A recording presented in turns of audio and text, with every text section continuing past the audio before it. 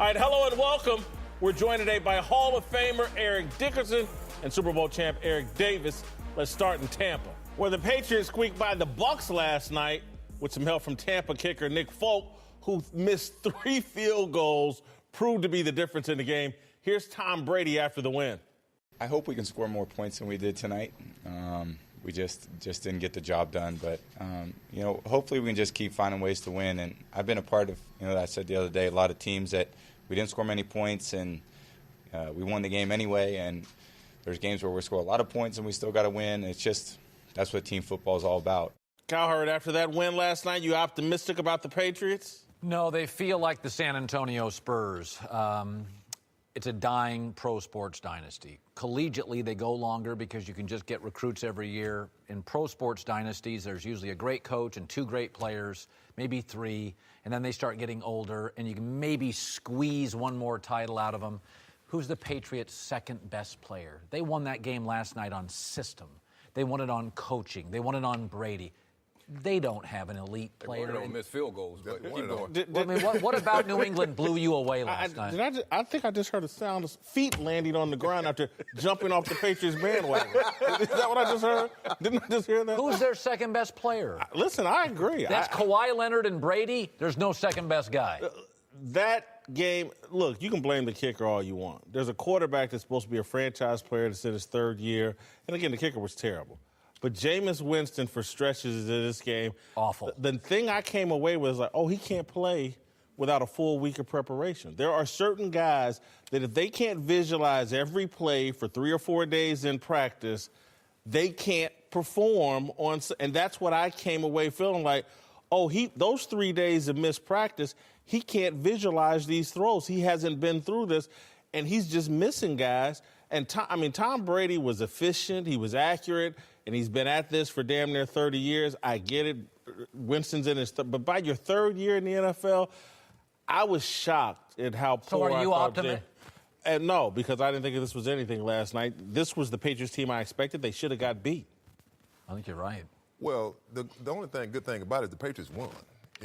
They won the football. I think all of us look at the Patriots is like we expect. When you expect somebody to have a great game or they're a great year. The Patriots can't do it every year. I mean, it's coming to an end. They say Tom Brady's 40 years old. They say 30 is the new 40. Hey, let me tell you something. Football, 40 is 40 years old. You call it what you want. You're 40 years old. So after a while, it's just going to have to come to an end.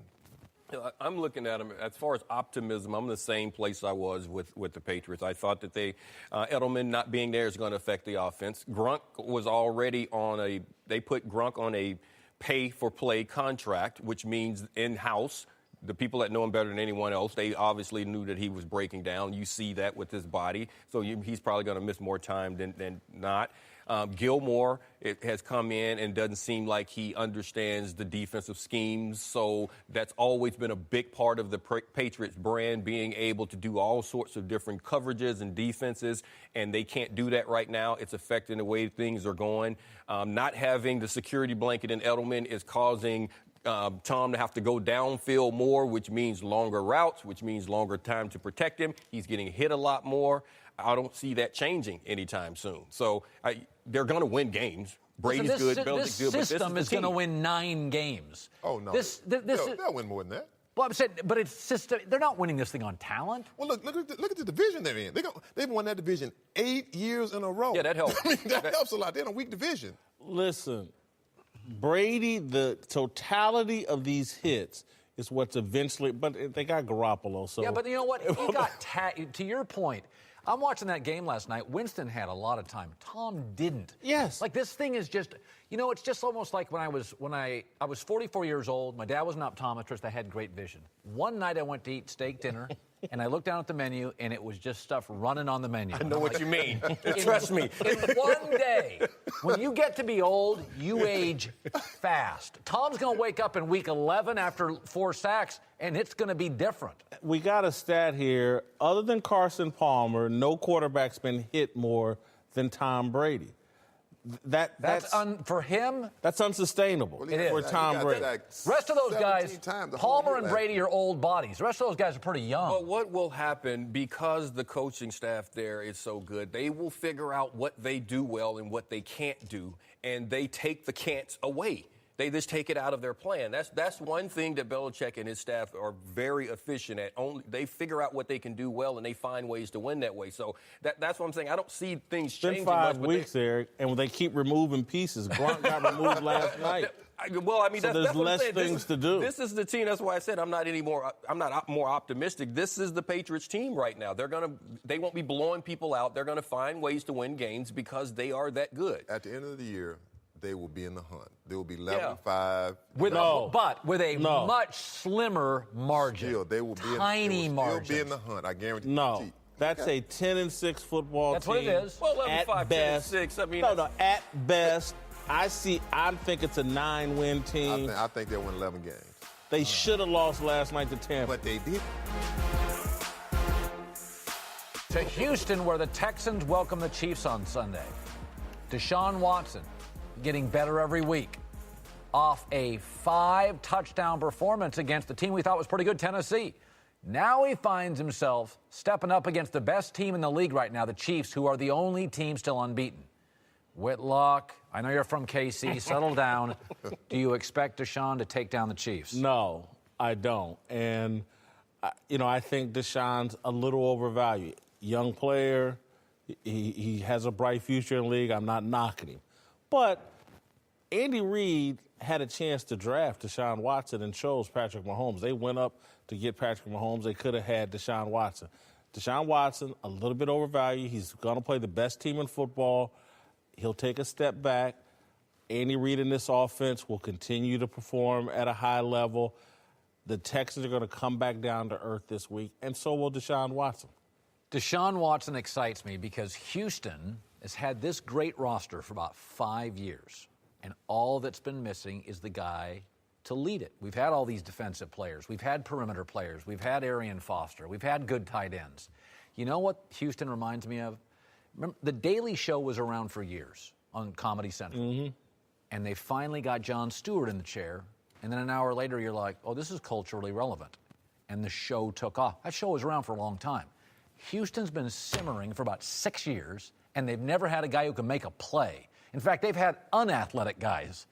And it's like, oh, this is what Houston looks like when you give them the right guy in the chair. They're scary talented. I like them. Bill O'Brien is the offense is a guy that can develop quarterbacks. And I believe that Deshaun Watson will be that guy. When I think of Deshaun Watson, I look at, remember Vince Young? Vince Young could have been Deshaun Watson if it wasn't for Jeff Fisher. I believe that.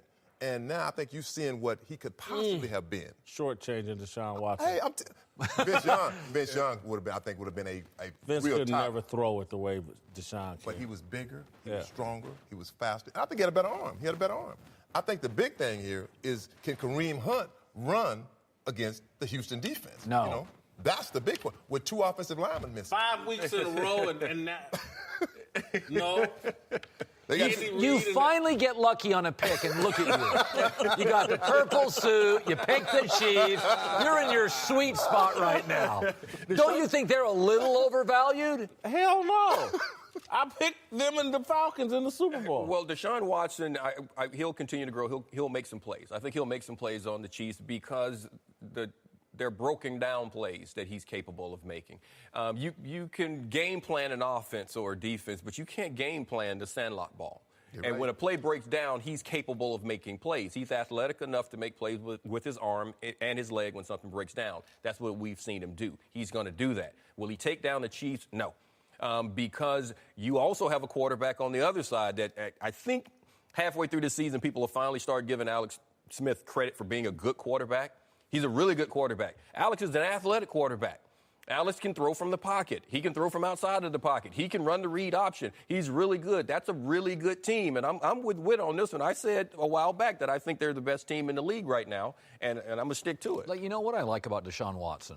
The quarterback is hard. This has been my knock on Cam. Does he want to be an icon or a quarterback? Some guys, your friend Jeff George, does he want to be an icon or a quarterback? Does he want to put the work in? There's certain guys. Listen, I'm just taking you off your pedestal. So here's the thing. A couple years ago, Deshaun said this. He goes, I don't want to run around. I want to be a pocket quarterback. What that's telling me is I'm willing to sit in film rooms because it's hard to be a pocket quarterback. And when Deshaun said that, my takeaway is this kid gets it. So he'll run around because, by the way, they're all overwhelmed. Mariota's still overwhelmed at times. But he'll run around. But this kid, it's like Dak. I don't care about the arm, this side. Are you in? Are you all in? Deshaun Watson is all into the commitment of being a franchise quarterback. I agree with you. The thing he'll have to do this week, in order for them to have any chance at winning, he's going to have to run the football. Because he's not going to sit in the pocket and go 20 of 27 against the Chiefs. If they're going to win this game, he's going to have more than 50 rushing yards. He's going to pick up 3 first downs running the football. He can do that. And I know he can, and he should if he wants to win this game. Don't try to prove anything about being a pocket passer. Go out and just win this game and worry about development as a pocket passer afterwards. But it's not happening. Andy Reid, Alex Smith, Tyreek Hill, Kareem Bob Hunt. Sutton, they're barely yeah. beat the Chargers. No, one thing is that them defenses, they want the quarterback to run. Keep running. Yes. We going to get you Yes. sooner or later. You're going to run into one of us. Welcome back. Eric Davis here, now joined by my co-host on the herd, Christine Leahy. Call me a big grape. Grape becomes, Grapes are really good. and they become wine. It's a fantastic purple jacket you have on there. Thank you. Let's move to the Cam Newton story. He came under fire this week after responding to a female reporter's question about one of his receivers by saying it was, quote, funny to hear a female talk about routes, passing routes. Cam's comment cost him at least one major sponsor in Dannon Yogurt, and the quarterback issued an apology last night. After careful thought, I understand that my word choice was extremely degrading and disrespectful to women. And to be honest, that was not my intentions. And if you are a person who took offense to what I said, I sincerely apologize to you. I'm a man who tries to be a positive role model in my community and tries to use my platform to inspire others. And I take ownership to everything that comes with that. And what I did was extremely unacceptable. I'm a father to 2 beautiful daughters. And at their age, I try to instill in them that they can do and be anything that they want to be. And the fact that during this whole process, I've already lost sponsors and countless fans, I realized that the joke is really on me. And I've learned a valuable lesson from this. And to the young people who see this, I hope that you learn something from this as well. Don't be like me. Be better than me. And to the reporters, to the journalists, to the moms, super moms, to the daughters, the sisters, and the women all around the world, I sincerely apologize and hope that you can find the kindness in your heart to forgive me. Thank you. All right, Whitlock, you satisfied with Cameron Newton's apology? Not only am I satisfied, I thought it was tremendous. I really did. I think people can nitpick it if they want, but I think he spoke from the heart. I like the fact that he didn't do it from a press conference setting because that's not his strength. He starts getting questioned, he's going to flub it. He stayed in where he was comfortable, where he could control what was said and the conversation. I thought it was a tremendous apology. Yeah, this has been the month of apologies, from KD to Mark Zuckerberg. I think I'm predisposed. I did an event with Cam 4 years ago, and it was with Calvin Johnson, now retired receiver, and Cam. And I thought Calvin was probably the most authentic, decent pro athlete I'd ever met.